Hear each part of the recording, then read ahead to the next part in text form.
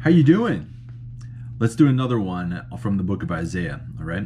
So, once again, all of you middle schoolers are just fantastic. It'd be nice to be able to do this in person, but obviously we can't right now.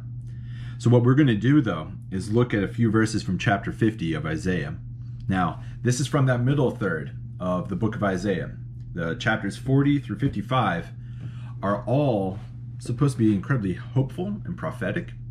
And in fact, those 15 chapters are some of the most quoted chapters of all in the New Testament. In chapter 50, though, we have another one of these servant songs. And as I mentioned before, the servant songs are songs that, yes, reference a servant, but there's kind of some ambiguity that it could be the nation of Israel or some other figure, which Christians tend to interpret as being Jesus.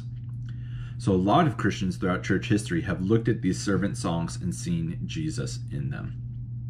So if you have a Bible, go ahead, open it up to Isaiah 50 verses, we'll start at verse 4, okay?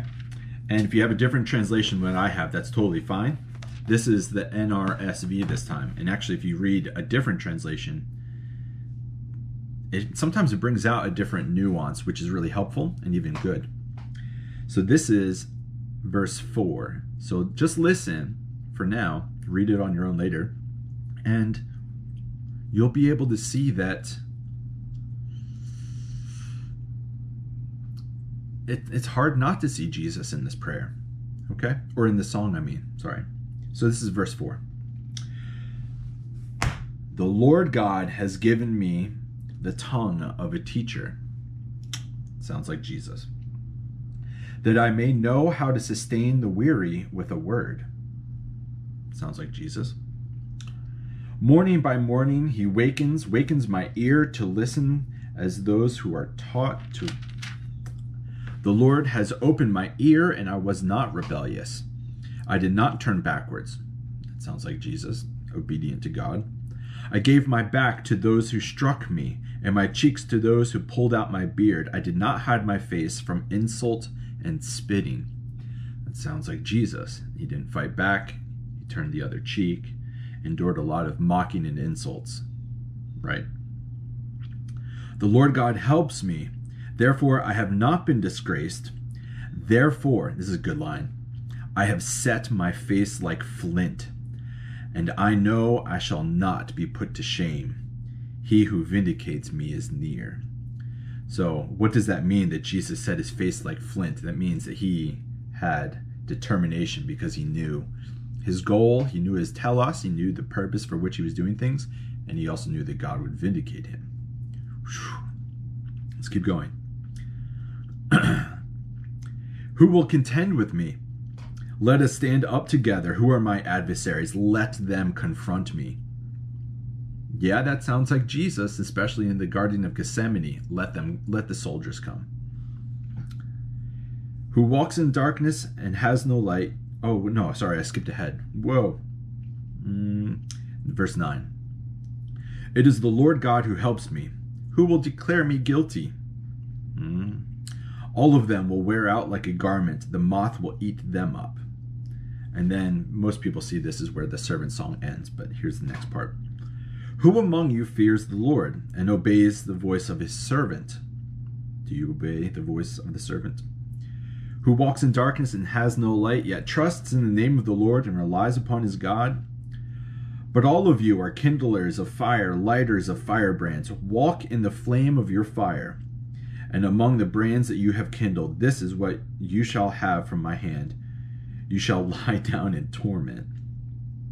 So this last part is about people that just don't understand, and it's probably most likely for those that like to throw arrows and firebrands and tragedy against Jesus.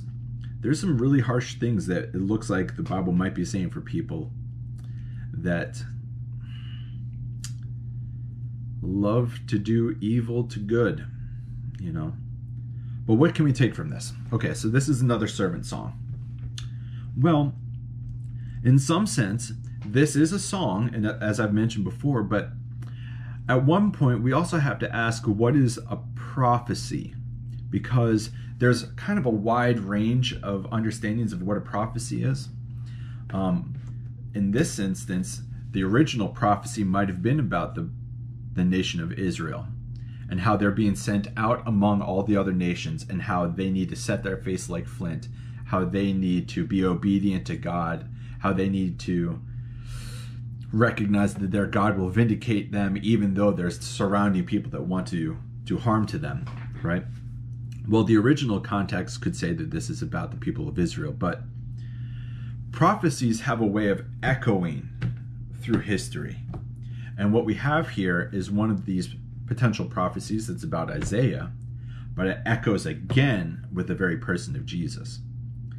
And in a very real sense, Jesus kind of fulfills what Israel was supposed to do. And so even in the personhood of Jesus, Jesus is very much kind of like a representative for all of Israel, and fulfilling Israelite history and helping Israel to be faithful, to be obedient, to set their face like flint, to turn the other cheek. And so what we have is Jesus fulfilling the mission of Israel. And then we are invited to do the same thing, to help fulfill the mission of Israel and Jesus with our very lives. To trust God, to be obedient to God, to turn the other cheek when others wish us harm, and to instead recognize that God will always be there to vindicate if we commit our lives to doing what is good. So this is kind of a tricky passage. We've got another Isaiah servant song next week that's a very famous one that we'll do. And I hope that until next time, well, why don't you go ahead and look at it. Look at Isaiah 53 and then just see how maybe it applies to Jesus, and we'll talk about that next week, okay? Once again, all of your intelligent, delightful, fantastic people. So may grace and peace be with you, all right? Cheers.